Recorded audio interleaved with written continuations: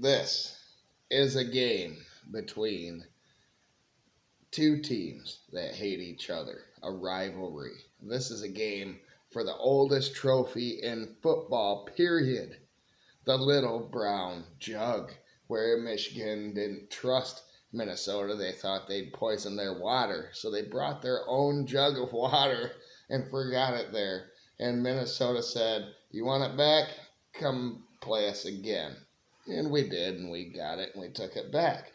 We need to hold on to this jug this week. Never take any opponent for granted. I'm going to give you a lot of information in this video, and hopefully in the shortest amount of time possible. So stick with me.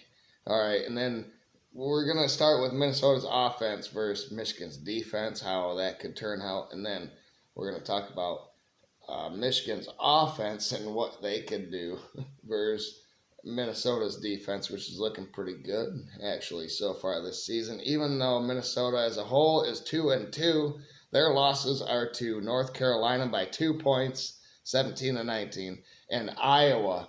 They got blown out by Iowa, which is not a good sign for Minnesota into this game because Michigan is Iowa 1A.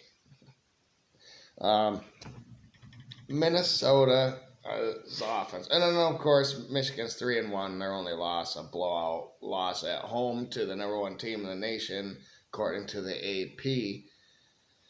But good wins versus Fresno State and USC last week. At the end of the game, great drive when we needed it the most.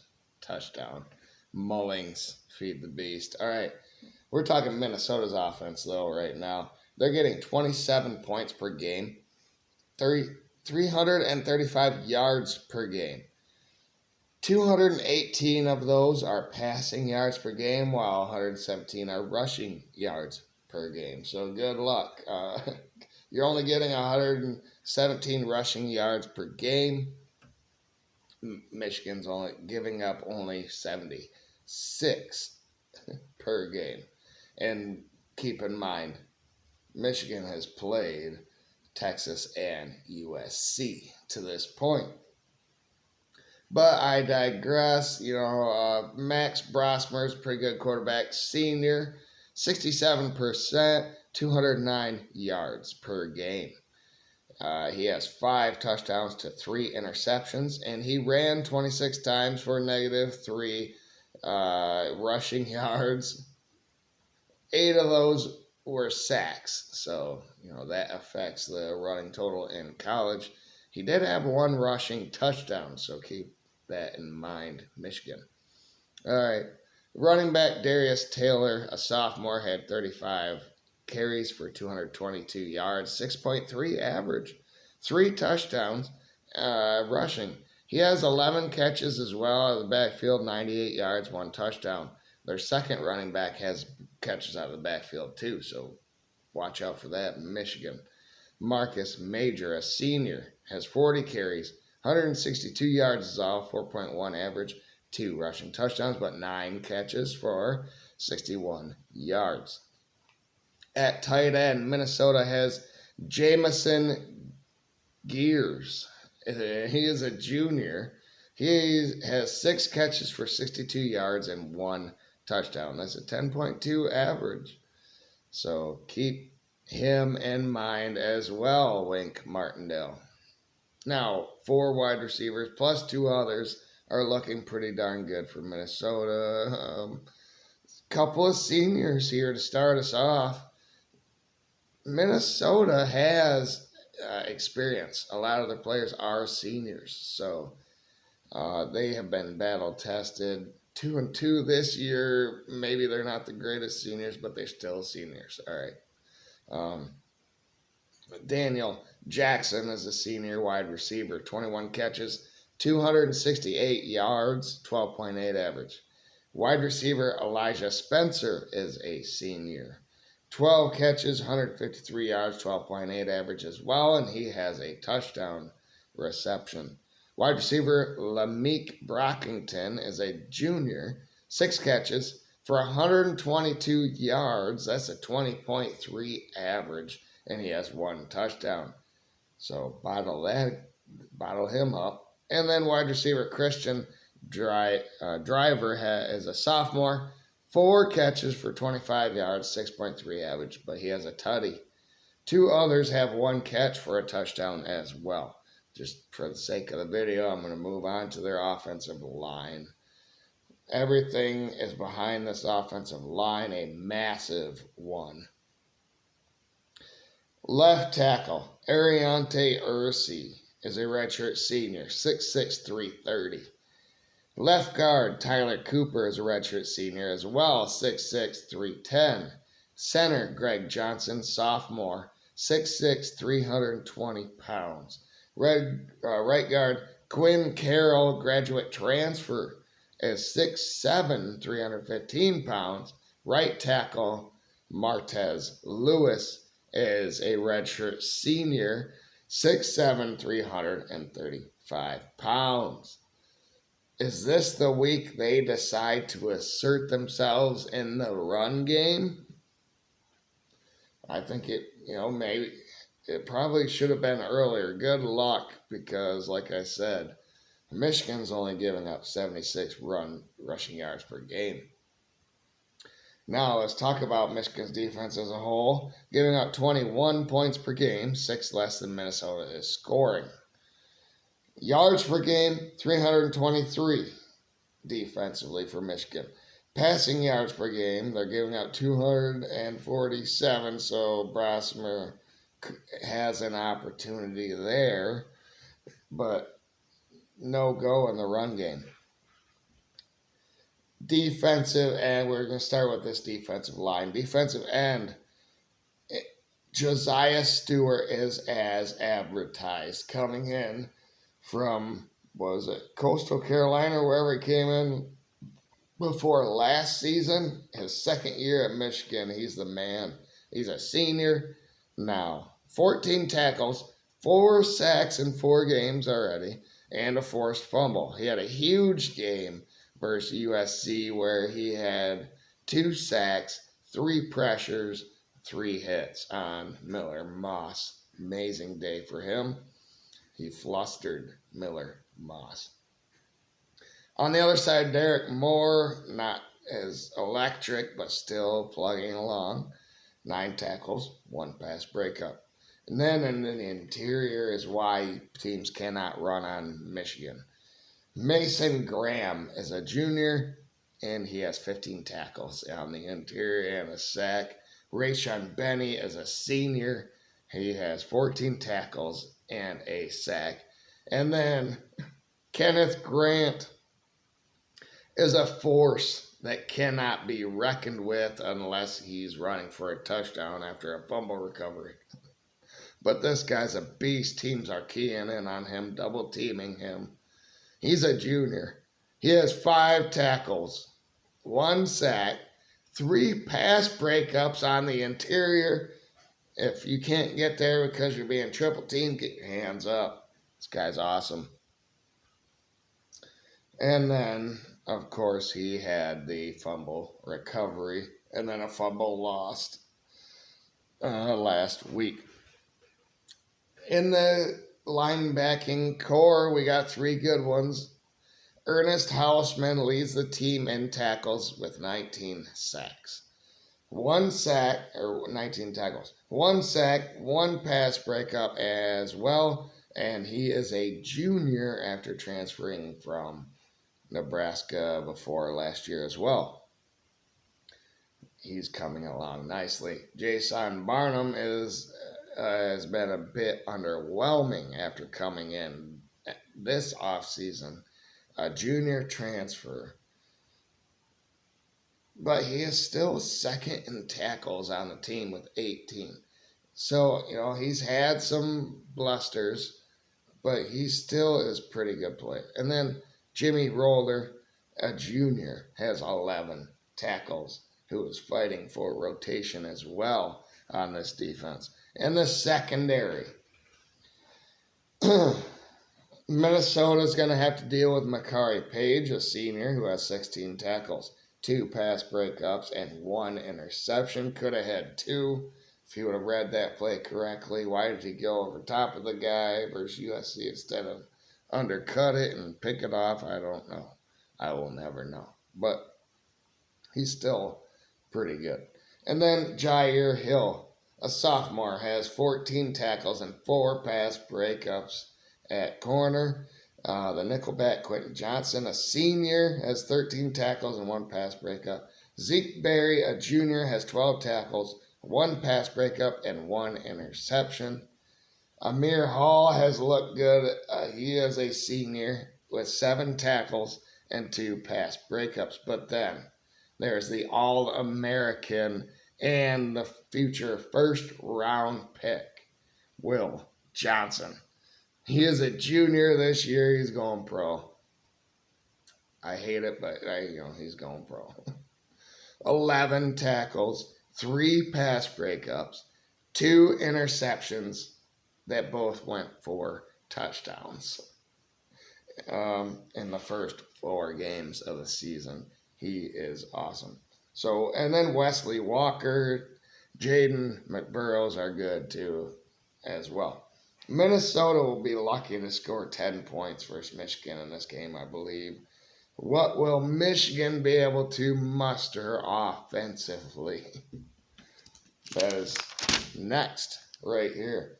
Michigan's offense is getting 24 points per game.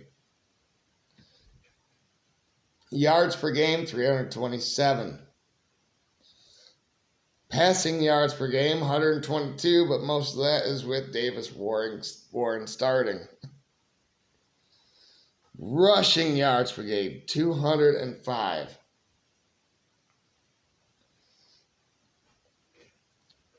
Alex Orji didn't have any turnovers in his first start. He took the reins last week versus USC as his first start in college football. He had 32 passing yards, but he had 43 rushing yards versus a much improved USC defense, I think. He brings a new dynamic to this team. What are you going to do? Is it going to be RPOs? Is it going to be play action? There's not just a drop back quarterback like Davis Warren was where they could pick him apart. Orji can run and he can assert himself in games. He is behind an offensive line. These offensive linemen have acquitted themselves very well for Michigan after replacing 6 NFL players, 3 of them drafted. Now that Sharon Moore is on board with me and will power people, I think this offensive line is going to be much improved this week as well. But they've allowed 2 sacks with Orji as starter, but 4 with Warren as the starter. So help these guys out. They're beasts as well. Run the ball. Miles Hinton is a senior, 6'6", 342 pounds. Left guard, Josh Preeb is a graduate transfer, 6'5", 306 pounds. Center is probably Dominic Gaitis going forward, but I like Greg Crippen too. We have a couple there. Redshirt junior is Dominic Gaitis, 3'4", 310 pounds. At right guard, Giovanni El Hadi has been starting. Redshirt junior, 6'5", 310 pounds. Right tackle, Evan Link is the newbie, and he's showing that he is going through some growing pains, but I think he'll be much better this week. I really do, after watching film versus USC. Redshirt freshman, he is 6'6", 328 pounds. So, like I said, they've acquitted themselves nicely. And the fact that they've never played with each other at all, they never started at all. A couple had some starts, but I like what I see from Michigan's offensive line. Now, behind that is running back number 1. and that is Kalal Mullings, a senior. He has 53 carries for 429 yards in 4 games. That's an 8.1 average per attempt. 8.1. That's insane. This guy's a beast. Why do you not feed him the rock? Don't get him hurt. I understand why you give Edwards carries as well, but I would put him outside. I've said this in previous videos. Put him in the slot. Let Ben Hall take the pressure off Mullings, because Ben Hall is pretty good. 6 carries, 34 yards, 5.7 average. But the Don is getting a lot of carries as a senior as well. 50 of them for 224 yards. 4.5 average. He has 2 rushing touchdowns. At tight end, hopefully Colston Loveland is back. He's a junior. He did not play last week versus USC. He was out with injury. Hopefully it's not serious. I didn't even think to look that up, but not that we need him versus Minnesota, probably. 19 catches, 187 yards, 9.8 average in 3 games, and 1 touchdown. Marlon Klein has filled in nicely on the other side. Another junior, 5 catches, 60 yards, and a 12-yard average. Wide receiver is Samaj Morgan. He's the only one with any kind of receiving stats for Michigan. He has 12 catches for 62 yards, 5.2 average, and 1 touchdown. He also has 22 rushing yards on 2 carries. But the rest of these wide receivers are good, willing blockers for the ground attack or play action that Michigan has. Maybe they leak out for one of them play action catches. That is all going up against Minnesota's defense, which is only allowing 13 points per game. Even though they have 2 losses, they're only allowing 13 points per game. 223 yards per game is damn good as well. 100 passing yards per game is all they allow, which doesn't affect Michigan, really, because we don't try to pass, but giving up 123 rushing yards per game in 4 games on the ground can affect Michigan's offense. Minnesota's top defensive players are, starting with defensive line, Danny Strigow, a senior. There are 3 seniors on this defensive line. He has 19 tackles and 1.5 sacks. Ja Joyner has 11 tackles and half a sack and 1 pass breakup. And Jalen Logan Redding is another senior. 8 tackles, 2 pass breakups on the defensive line. Devin Easton, a junior, has 7 tackles and a sack. Anthony Smith, a sophomore, has 6 tackles and 1 sack. At linebacker, they lead the team like most teams. Maverick, that's awesome first name. Barnowski. He's only a sophomore. And he leads the team in tackles with 27, and he has half a sack. Linebacker Cody Lindenberg is a senior. 26 tackles, 1 sack, and 2 pass breakups. And then Devin Williams is a junior that comes in 13 tackles. Now, even though the secondary probably won't matter for you, I'm going to list all of them right here because they are really good so far this season. Kerry Brown is a freshman, and he has 24 tackles, 1 pass breakup, and 2 interceptions. Ethan Robinson is a senior with 17 tackles, 3 pass breakups, and an interception. Zaquan Bryan is a freshman who has 13 tackles and 4 pass breakups. Jack Henderson is a senior with 13 tackles and 1 interception. Justin Wally is a senior, 8 tackles, 1 pass breakup, and 1 interception. And then Coleman Bryson, Darius Green, and Aiden Gowsby are pretty good secondary players as well. If Michigan wants to pass eventually, that's great. But this is probably not the game to try that out. So, here's my prediction.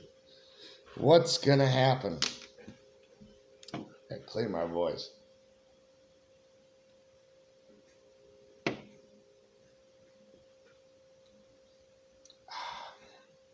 All right.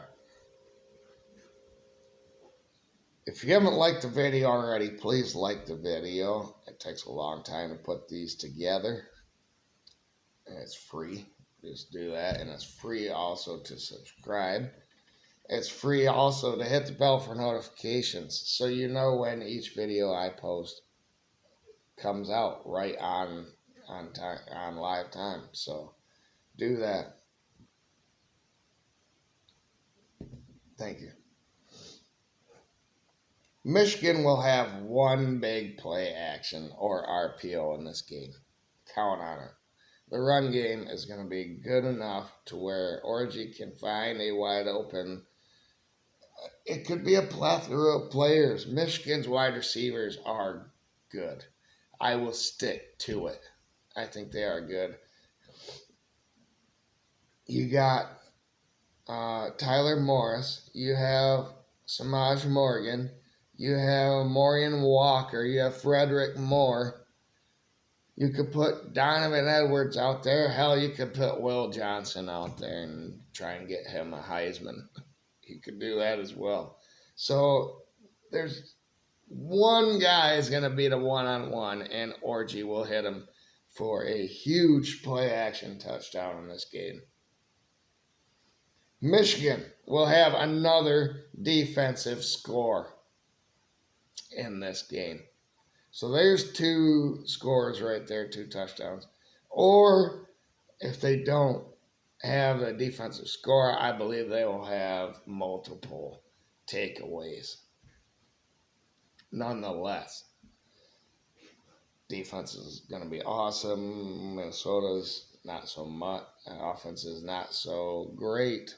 Michigan will run down Minnesota's throat in this game, just like Iowa did, or even worse. Michigan is going to win this game. 38-10 is my prediction to keep the little brown jug at home. The oldest trophy in football, period. What do you guys think? Let me know in the comments below. Is it going to be a bigger victory than that? Is it going to be a closer game than that? Because Minnesota's defense is actually pretty good. Thank you, everyone, for watching. Have a great day out there. But go blue, baby.